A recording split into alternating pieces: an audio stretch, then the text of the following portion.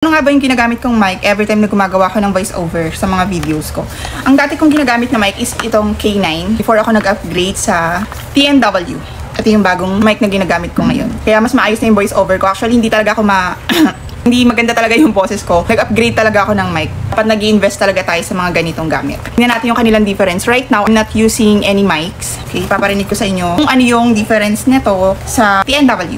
This is my voice with K9 microphone. 1, 2, 3, 1, 2, 3 mic test. So, itatry naman natin itong TNW. Wala akong ginagamit na mic ulit ngayon. Ito naman yung try natin yung TNW. Type-C kasi yung kanyang receiver dun sa cellphone ko. So, kailangan kong bumili ng pang iOS. So, sa mga naka-iOS, Type-C kasi siya. So, kailangan mo mag-provide talaga nito. 74 pesos. Ito, saksak natin sa cellphone.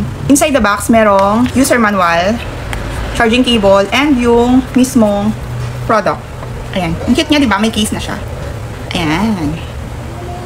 So, one mic lang din yung in-avail ko. Ito yung aking boses with TNW microphone. 1, 2, 3, 1, 2, 3 mic test. So, mas okay na ba yung boses ko?